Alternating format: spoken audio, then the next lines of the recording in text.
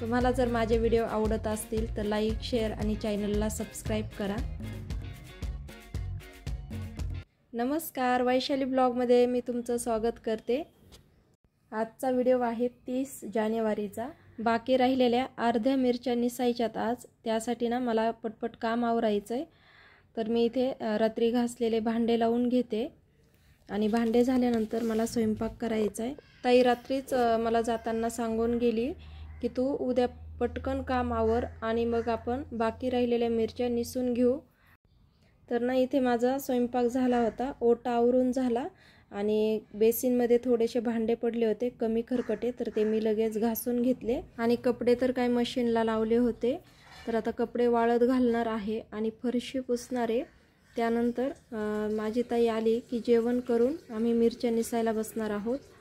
आता कपडे धुताना किंवा कपडे मशीनला लावताना, फरशी पुसताना हा व्हिडिओ जर घेतला तर व्हिडिओ खूप मोठा होईल, म्हणून मी फक्त तुम्हाला माझ्या कामाचं रुटीन सांगत आहे।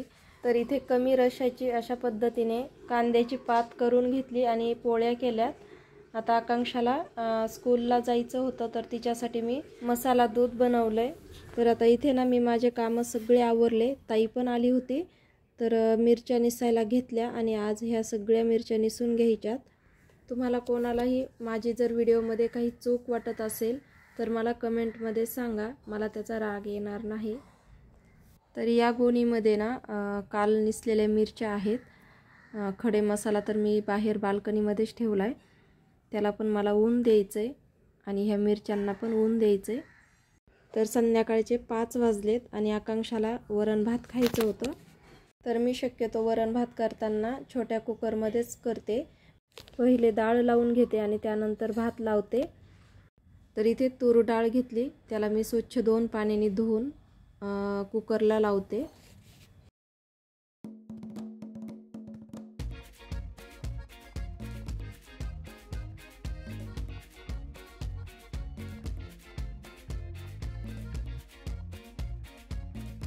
आता ताई ना वरचे देठ बाजूला करून घेणार आहे आणि हे देठाला चाळून घेणार आहे, कारण त्याच्यामध्ये ना मिरच्याचं बी खूप पडलं आहे। तर ते चाळून घेणार आहे आणि त्यानंतर फटकून मी ह्या मिरच्यामध्ये मिक्स करणार आहे। बियामध्येच खरी चव आहे। तुम्ही पण मसाले बनवत असाल तर असंच करा, फेकू नका, त्याला साफ करा आणि ते मिरच्यामध्ये घाला, म्हणजेच मसाल्यामध्ये घाला।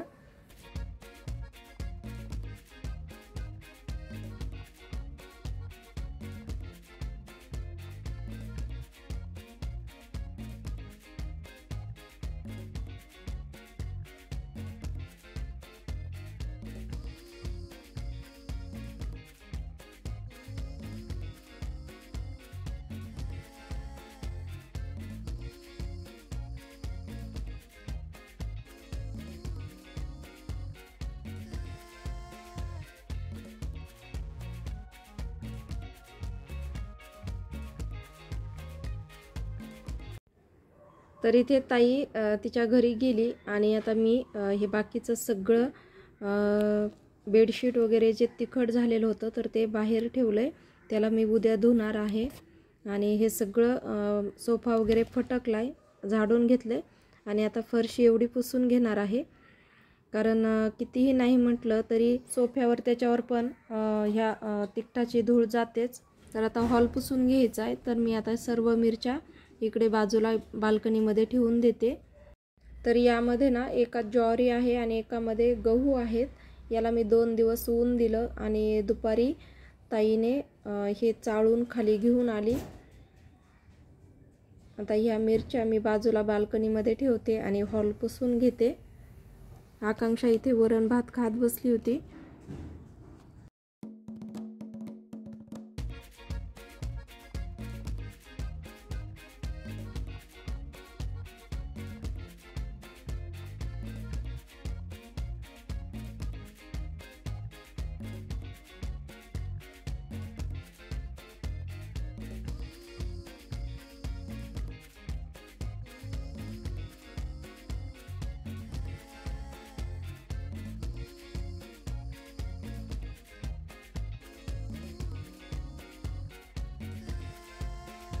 तर आता हे देठ मी फेकून देणार आहे।